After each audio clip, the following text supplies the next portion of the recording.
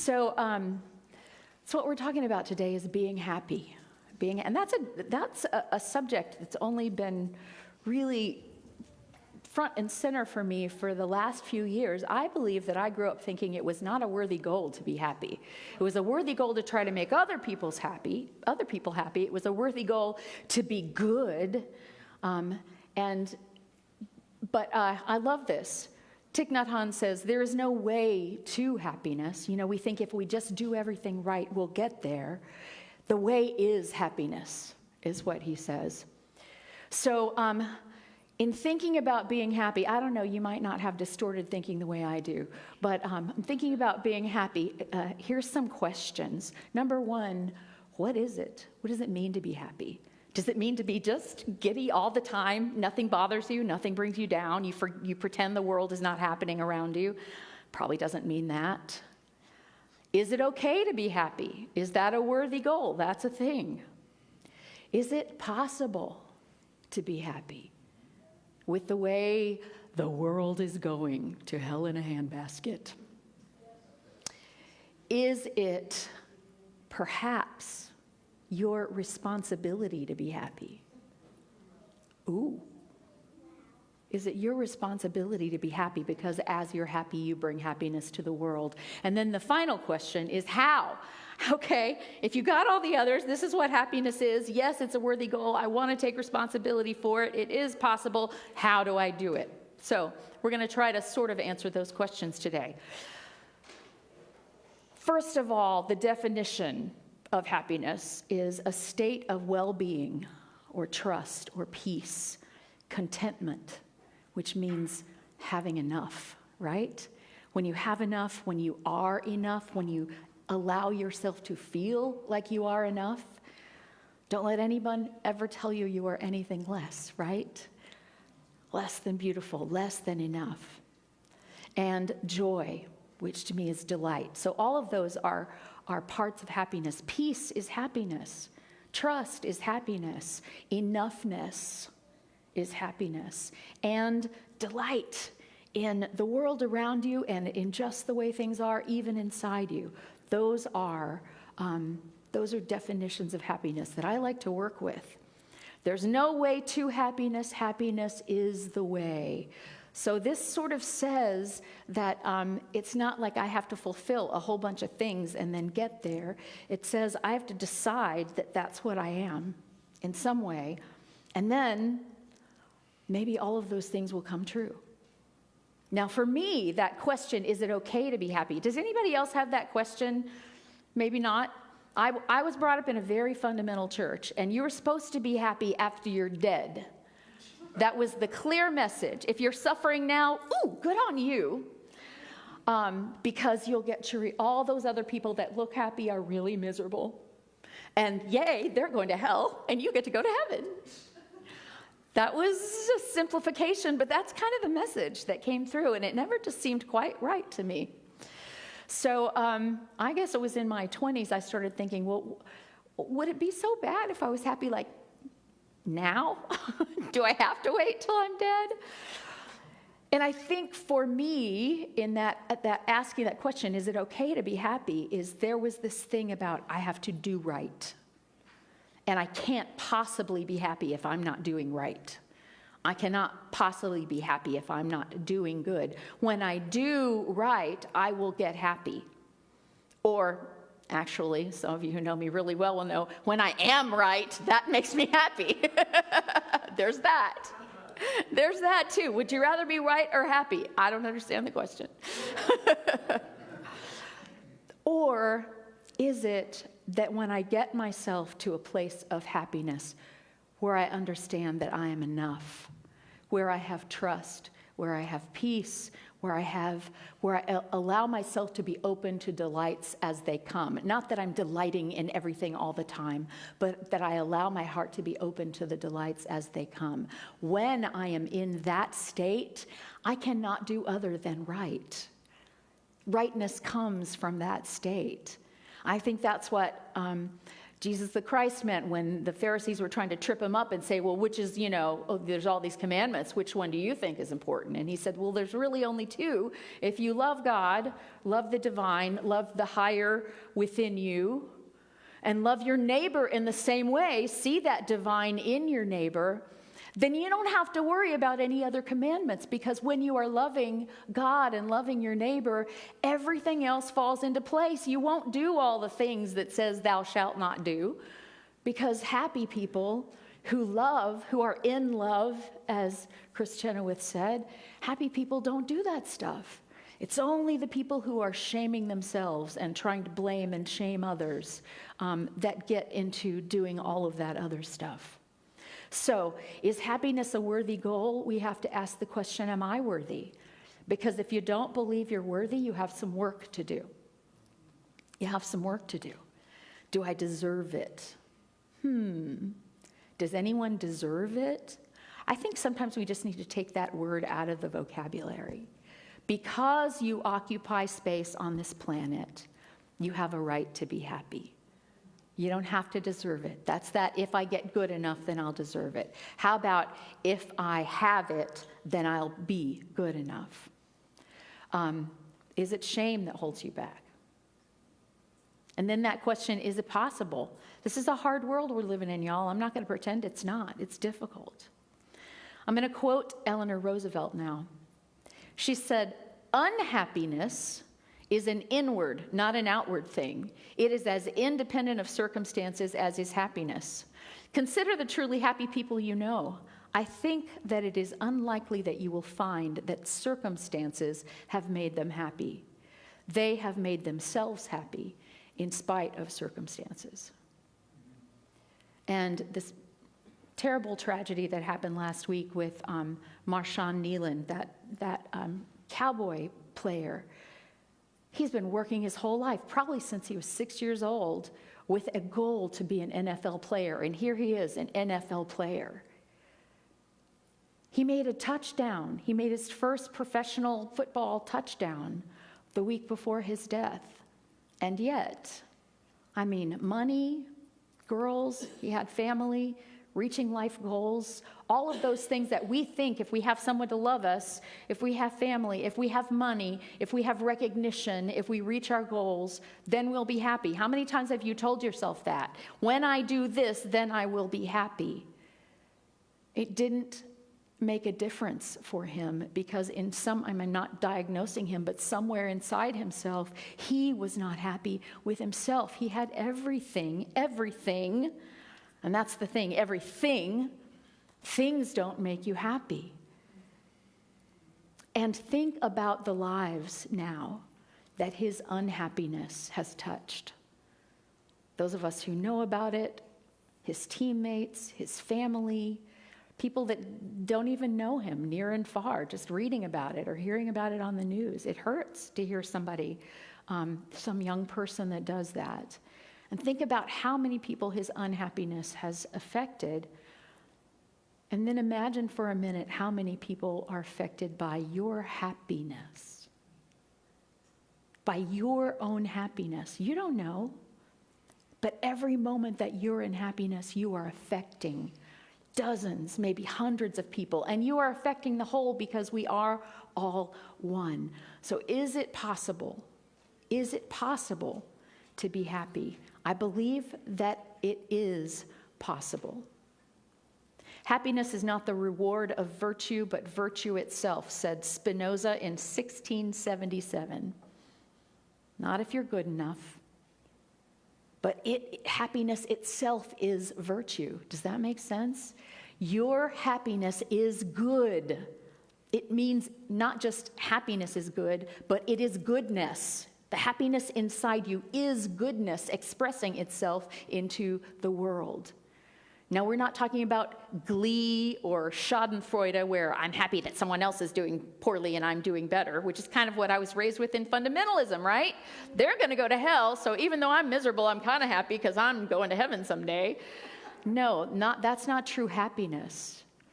But true happiness that comes from the heart, is goodness itself, and it cannot help but breed more goodness in the world.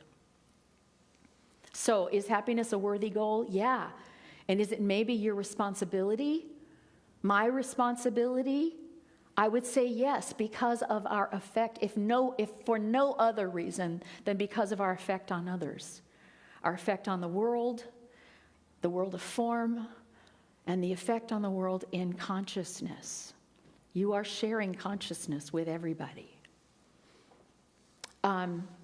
Many, many years ago, and I was already well on a new path of spirituality, so it was probably, I don't know, I'd probably been on the path maybe 10 years or so away from fundamentalism and working toward a new type of spirituality. And I had the opportunity to hear Don Miguel Ruiz speak in a fairly small situation. And he was talking about happiness being a responsibility.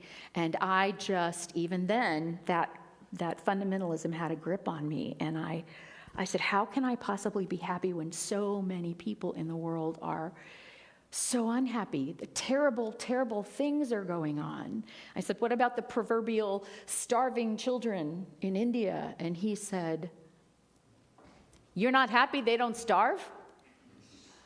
Right? Your happiness is helping somebody? Your unhappiness is helping somebody? Do you think it is? Are they not starving because you've decided to be unhappy? And being happy in spite of people starving doesn't mean that you don't do everything you can to feed the starving. Jesus said, if you love me, feed my sheep. I mean, he said it more than once. If you love me, you want to say you love me? Feed my people. That's all I want. Feed my people. So when people say I'm a Christian, I want to say, who are you feeding? Or are you standing in the way of other people being fed? Because if you really love, then you want to feed people. But how can you feed from an empty well? How can you feed people from a place of misery yourself? If you jump in the hole with people who are in the hole, then you're both in the hole. However, if you stand outside the hole, you can always put a hand down and pull another up. So, tragedy happens in our lives, not just in other people's lives, but tragedy happens in our own lives. Pain comes. That is inevitable. The Buddha says that. It is inevitable. Suffering, however, is not inevitable.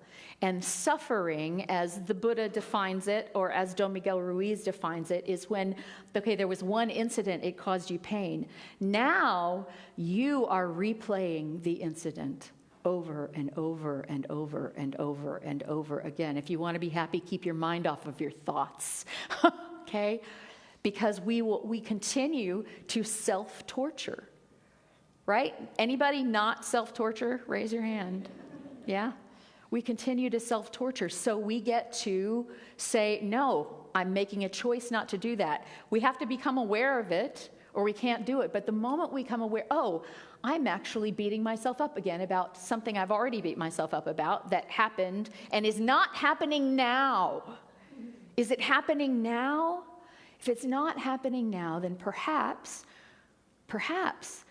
you don't have to replay it over and over in your mind and torture yourself. So how do we do that? We direct where our attention is.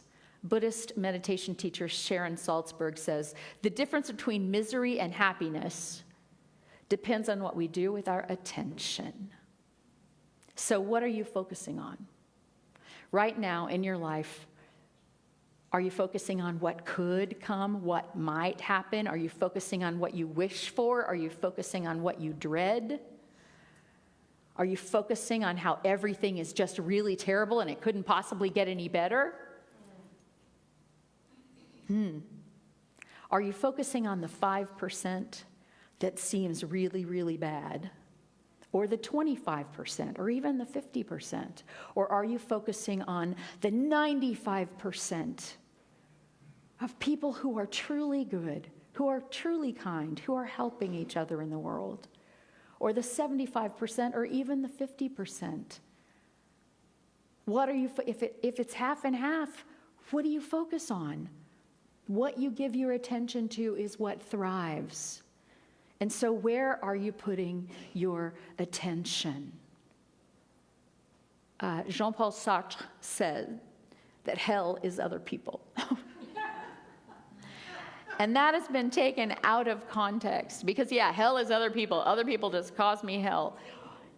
In the context of what he was talking about, what he meant was that hell is when we try to look at ourselves and our lives through other people's eyes, through comparison. So basically what he was saying is comparison is hell. They're doing better than me. They don't think I'm as good as them. I don't measure up. That's the hell. If you were alone on a desert island, you wouldn't have anybody to not measure up to. So that's what hell is other people really, really means. So this is learning to live inside out. We talked about a week or so ago. Living from here, who am the happiness within me, the place where I'm focusing my attention on what is good, on what is right, on what feels good, on what is nurturing, on what feeds. I focus my attention there, and then I live out into that, rather than looking around out there and going, what's going on? Oh, I feel bad about that. Oh, I feel bad about that. Oh, I feel bad about that. Living inside out instead of outside in. Pema Chodron says, happiness comes not from trying to get rid of all the difficult things, because they're coming, but by learning to open to them with compassion. So it's not that I don't care about the starving kids in India. I don't have to torture myself about them, but I can look upon them with compassion and then perhaps take compassionate action from there, right? I can look upon myself and the ways I torture myself with compassion. I don't have to blame or beat myself up. So the blame game is not just negative if we're doing it on other people. It's very destructive when we're doing it on ourselves. I've spent the week just looking up happiness quotes and seeing, is this true? Does this feel right? Does this make sense to me? So a lot of them I just threw out. You're not hearing those today. But the ones that I felt some inner agreement with are what I'm sharing with you today. So how are you holding it? Happiness comes not from trying to get rid of the difficult things, but learning to open them with compassion. So it's not what are you holding, but how are you holding it, right? We all have to hold things that we would rather not hold. You know, deaths happen. Job losses happen. Dreams die. We all hold those things. How are we holding them? Are we holding them as a dead weight that drags us down and makes us not be able to move anymore? Or are we holding them with compassion and knowing that, like everything else in the world, things change. They keep changing and they keep changing. So, are you holding it tenderly? Are you holding it with dread? Are you holding it projecting that, oh, this is, since it's bad now, it's going to be bad forever? Are you holding it with judgment? This is bad. I wish I had something that was good. Are you holding it with anger? Every minute that you are angry, you lose 60 seconds of happiness. Breathe that in. Every minute that you are angry, you lose 60 seconds of happiness. Anger and happiness do not exist at the same time. Okay, Swami Vivekananda says, the great secret of true happiness is this: the man who asks for no return is the happiest. How does that feel? If you've spent your life as a doormat trying to do, and please other people, that seems not fair. I want a return. But that's not what it's talking about. It's about living from the inside out and trusting that your good will come to you. Trusting that my good will come to me, not needing to keep score. How often are you keeping score in your relationships, in your friendships, in politics? How are you keeping score?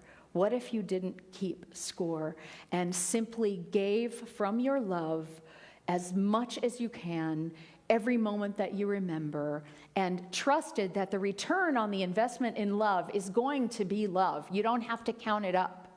You don't have to compare it. You don't have to make two columns. Love brings more love. And Shantideva says, all the joy the world contains has come through wishing happiness for others. Ooh, think for a minute. That's the basis of the metta prayer that's used in Hinduism and Buddhism. This, first, we wish happiness for ourselves because we can't wish happiness for others from a place of misery. But then we understand when we begin to wish happiness for others that that is wishing happiness for ourselves because we are not separate. Can you make others happy? Can you make somebody else happy? If you've been trying, I'm going to give you a break. You cannot do that. You cannot make another person happy. You can give a person love and then they get to decide what they want to do with it. You can't make others happy, but you can pray for their happiness. You can wish for their happiness. And that's the basis of the metta prayer. I wish happiness for myself. I wish happiness for you, for the world. So you start with yourself because you can learn how to be happy.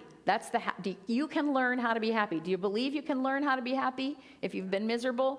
Now, I don't mean necessarily that your clinical depression is going to go away, but I'm going to say that you can have clinical depression and be happy. Can you hold both of those things? Can you hold both of those things? I do it almost every day. Yeah, it's possible. You can feel pain and be happy. That's something I'm really noticing more and more in my life these days is that things are hard. Some days things are really, really hard. And yet, overall and underneath, I recognize in myself that I am happy. And I don't feel guilty about it, which makes me happier. If I felt guilty about it, I would cease being happy, right? So yes, you can. And how? Albert Camus says, in the midst of winter, I found there was within me an invincible summer. And that makes me happy, for it says that no matter how hard the world pushes against me, I can be thankful. Ooh, we're going to talk about some more of that this month. We're in the month of thankfulness. So how to make ourselves happy? We have to discipline ourselves to a certain extent. I know that there are people, because I've lived with at least one, who get up in the morning going, boop, boop, boop, boop, boop, boop, boop, and just happy. And I'm like, I don't even know how you do that. So maybe there are people who are more naturally happy, for whom it is easier to get there. But if you're not one of those people, that doesn't mean you can't get there. It means it might require a little more discipline. So first of all, what are you focusing on? What are you focusing on? Discipline. And then if you see that you are habitually focusing on that which does not serve you, then what you need at that point is the courage to change. To go, oh, this doesn't happen this maybe is happening by default, but I'm allowing it to happen. I can choose. I can choose differently. I can choose to change my focus. But I need some courage to do that because it feels really comfortable to keep going, oh yeah, that's bad. And no wonder I feel bad. I have every right to feel bad. Well, do you want to argue your right to feel bad or do you want to feel good? Right? Discipline yourself to inner peace. How do you do that? Breathe. Spend some time in the silence. Get away from the noise. Get away from the bustle. When you hear blaming thoughts in your head, take your attention off them. Put them on that invincible summer that is within you. Compassion. If you want to be happy, practice compassion. I'm sort of repeating what we've been going over through here. If you want to be happy, watch your focus. Have the courage to change it. Cultivate inner peace and compassion. Here's the thing. Are you willing to be wrong? For some of you, that might be easier than for others. But I find when I'm willing to be wrong, my whole life is a lot happier. Because then I'm letting go. If I'm not willing to be wrong, then I am holding on to things. The moment I go, maybe it's me, then I've let go. And when I've let go, then is my clear path to happiness. Everything that I'm hanging on to is keeping me from that happiness. And then we get there and we just don't waste a drop. We don't want to waste a drop of our happiness. We don't want 60 seconds of anger that robs happiness from us. Leo Tolstoy said, "Everyone thinks of changing the world, but no one thinks of changing himself." And that's really what it is. We can't change the world, but we can change ourselves. How? Ultimately, it's what we've been talking about and singing about this whole time. Love. Oneness. Happiness is an inside job. And when you live in conscious union, when you know that you are not separate, or when you cultivate the thought and the possibility that you are not separate, it's hard to know, but the more you practice it, the closer you get. When you know you're not separate, then you are no longer dependent upon outer circumstances. I'm going to leave you with, so in other words, love equals happiness, right? Apply love to every situation in your life. Love is courage. Love is compassion. Love is wishing happiness for others. Love is holding happiness for yourself. All of it comes down to love. And I want to close with a quote, another one by Leo Tolstoy, which is just resonates in me. Whenever I come across it, it just makes me vibrate. Love is life. Everything that I understand only because I love. Everything exists only because I love. Everything is united by love alone. Love is God, and to die means that I, a particle of love, shall return to the general and eternal source. Who? Love and be happy. Thank you.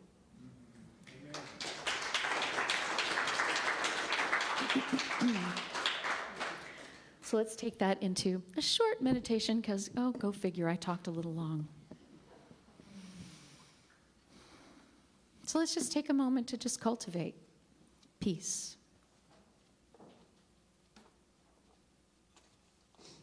Kind of relax your body, and if you become aware of some place in your body that feels uncomfortable, maybe consciously loosen it.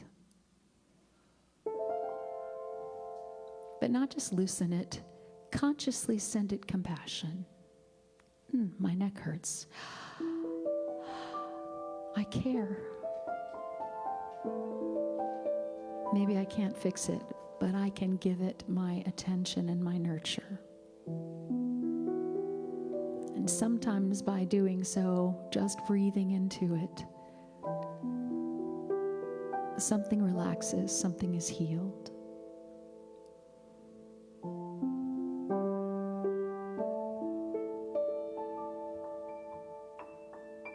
When your body is fairly comfortable, I invite you just to breathe.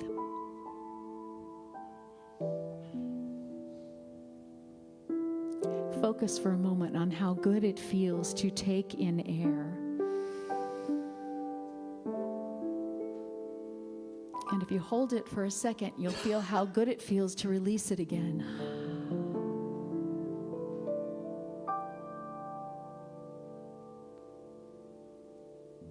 We take in and we let go.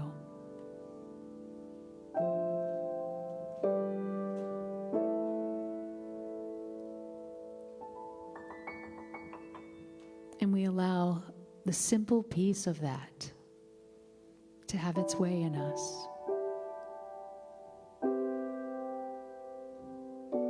Knowing that we are being breathed by life itself.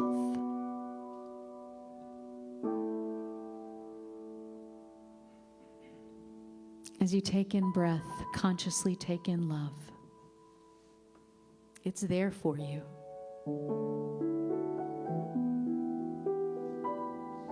And as you exhale, breathe out compassion for yourself and for others.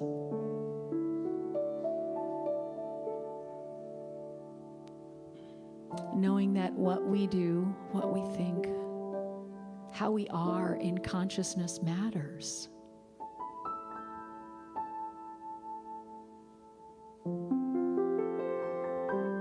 Every moment of quiet is a moment of not being angry.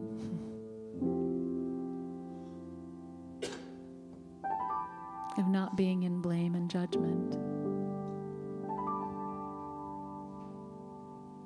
Every moment of compassion feeds our happiness.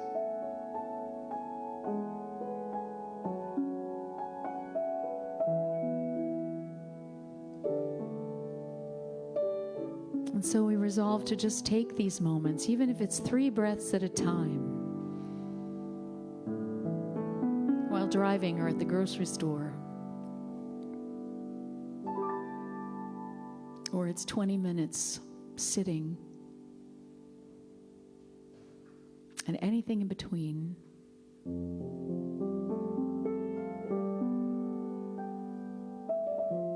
Know that in the silence there is peace, and peace is one definition of happiness.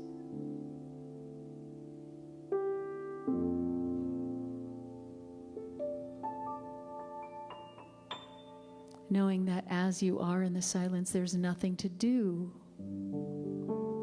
Simply being in this moment is enough. You are enough. Nothing need be added. That enoughness is happiness.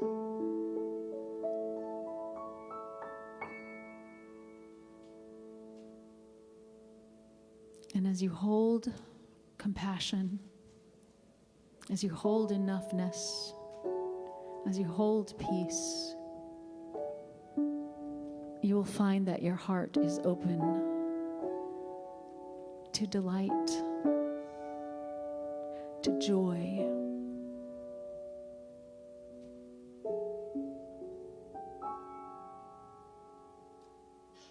and that too is happiness.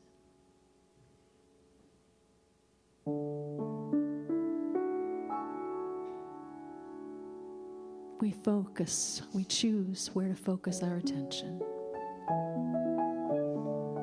Just this moment, we don't have to do it forever, just this moment, where's my attention? And then the next moment. And then the next.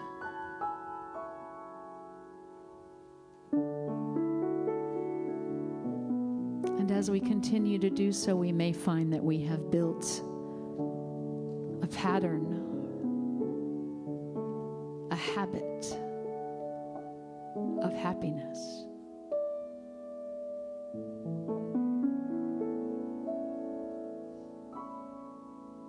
And so it is.